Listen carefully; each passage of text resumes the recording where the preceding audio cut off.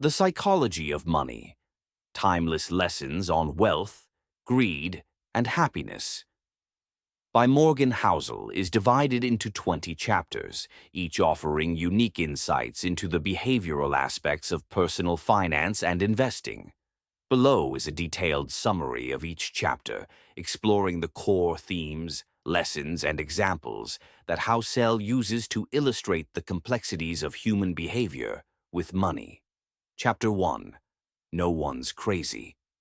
In this chapter, Housel begins by making the point that no one is irrational when it comes to money. Everyone's decisions about money are shaped by their unique life experiences.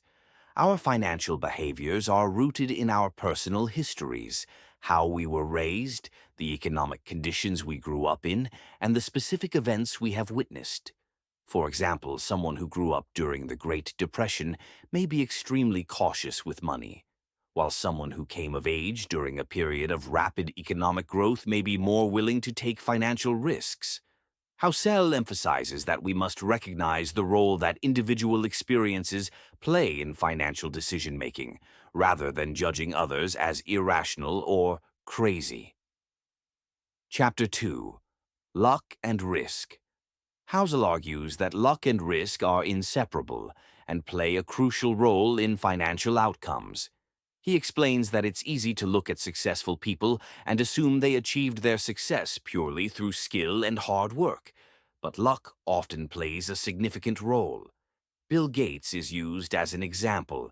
His success is partially due to attending a high school that had a computer lab, something extremely rare at the time.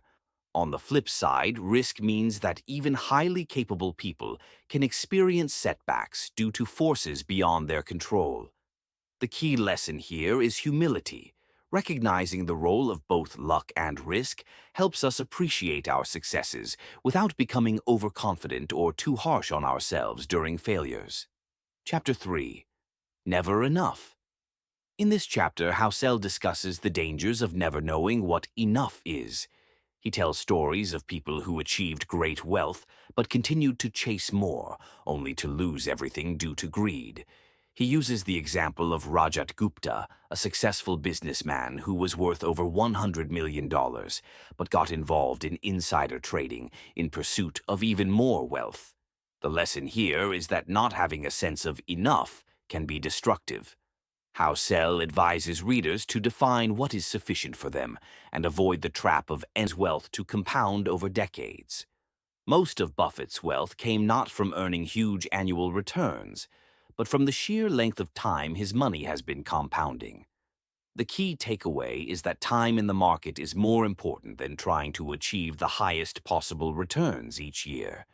Patience and consistency with investing allow compounding to work its magic. Chapter 5. Getting Wealthy versus Staying Wealthy. Housel makes an important distinction between getting wealthy and staying wealthy. He argues that these are two different skills, requiring different mindsets and behaviors. While getting wealthy often involves taking risks and seizing opportunities, staying wealthy requires a more cautious approach, including risk management, humility, and a focus on longevity. Housel warns that many people lose their wealth because they don't adapt their behavior after they've made their money. They continue to take excessive risks or chase quick profits. The key lesson is that staying wealthy requires a focus on survival and long-term thinking. Chapter 6. Tails, You Win. In this chapter, Housel discusses how financial success is often the result of a few extreme, unpredictable events, what he calls tail events. He points out that in investing, a small number of winners drive the majority of returns. For example, a stock portfolio's gains may come from just a few standout companies, while the rest perform modestly or even lose value.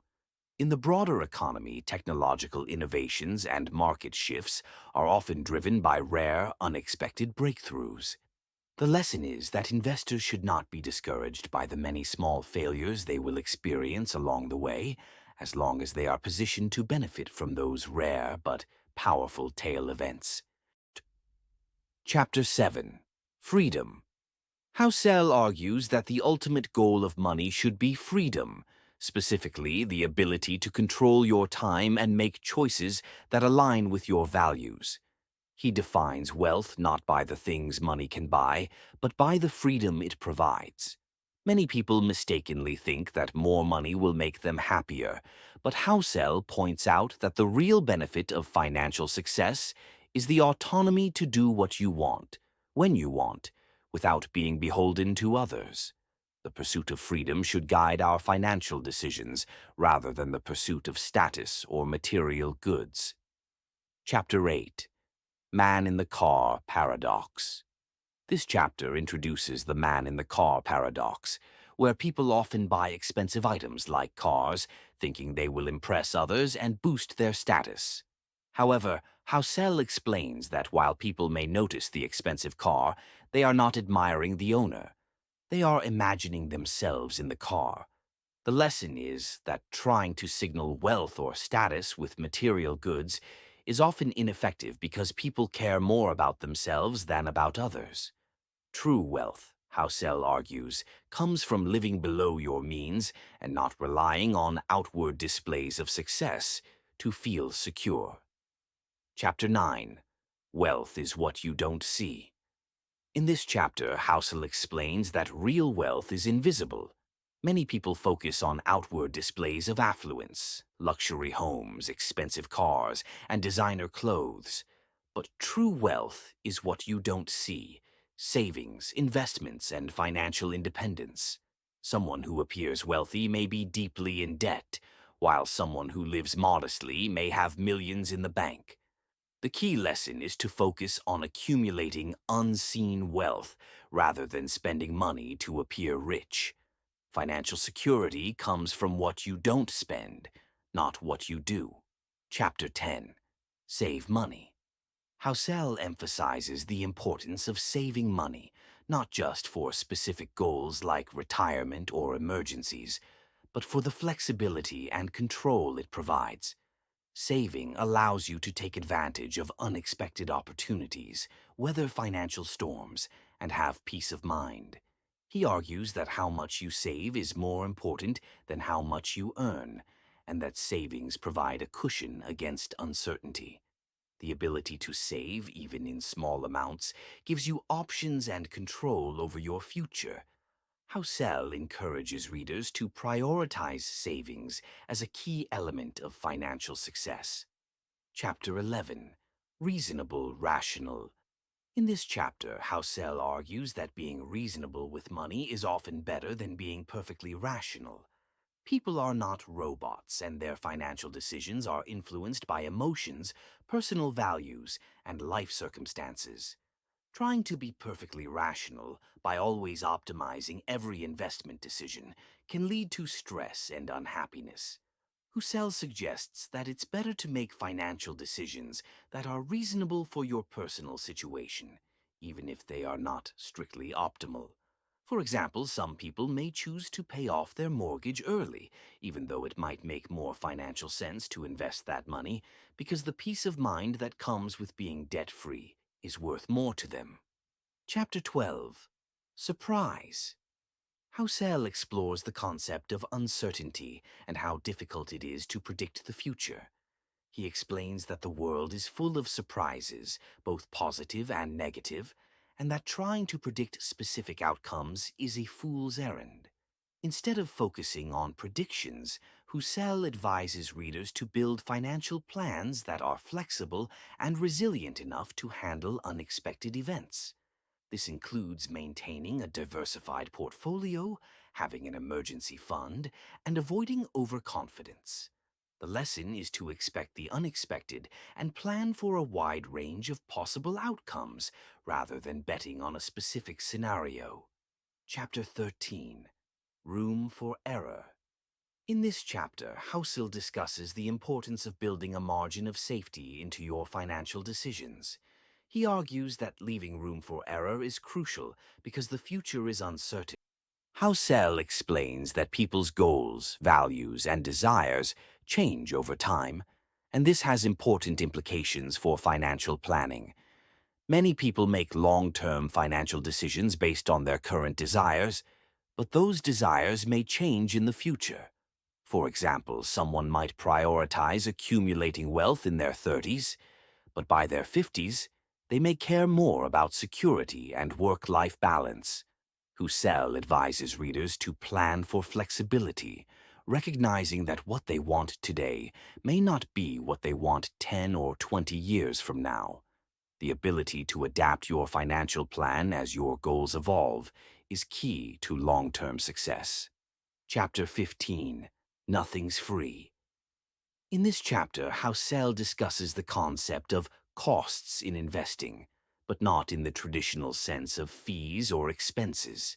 He argues that the cost of investing is volatility, uncertainty, and emotional stress.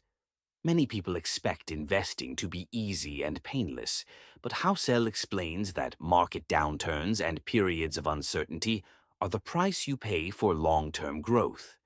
The key lesson is to view market volatility as a normal part of investing, not as something to fear or avoid. Just like paying for a ticket to enter a concert, experiencing volatility is the cost of admission to the stock market's long-term gains. Housel advises investors to accept this cost rather than trying to avoid it, because the rewards of patient, long-term investing far outweigh the discomfort of short-term volatility. Chapter 16. You and Me. Housel emphasizes that different people have different financial goals, risk tolerances, and perspectives, which makes it important not to blindly follow someone else's financial strategy. What works for one person might be disastrous for another. For example, a wealthy retiree might have a very conservative portfolio, while a young entrepreneur may take more risks with their investments. The key lesson here is to tailor your financial plan to your own personal circumstances, needs, and goals, rather than comparing yourself to others or following trends. Financial success comes from aligning your money with your own values and priorities. Chapter 17. The Seduction of Pessimism. In this chapter, Housel explains why pessimism often feels more compelling than optimism, especially in the financial world. Bad news tends to attract more attention than good news because it feels more urgent and actionable. However, Housel argues that despite short-term setbacks and crises, human progress and long-term growth are the norms. Economies grow, technology advances, and markets recover. He advises readers to remain optimistic about the future while acknowledging the inevitable challenges along the way. The key lesson is to recognize that while pessimism can be persuasive, long-term optimism has historically been a winning strategy for investors. Chapter 18. When You'll Believe Anything. In this chapter, Housel delves into how people often believe in financial myths, illusions, and narratives to make sense of complex and uncertain situations. People tend to create stories that explain why markets move in certain ways, why particular investments succeed or fail, and why economic events unfold. However, Housel warns that these narratives can lead to misguided decisions. He explains that randomness and luck play a significant role in financial markets, and trying to impose certainty or patterns where none exist can lead to poor choices.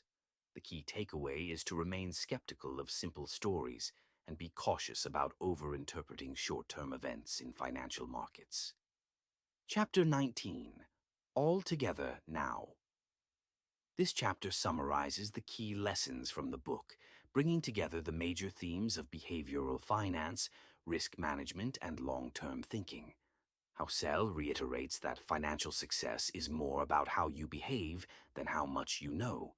Simple habits like saving consistently, living below your means, investing for the long term, and being patient can have a profound impact on your financial future. He also emphasizes the importance of humility, flexibility, and understanding your own personal financial goals. The cumulative message is that mastering the psychology of money involves adopting behaviors that prioritize security, freedom, and peace of mind over short-term gains or flashy displays of wealth. Chapter 20, Confessions.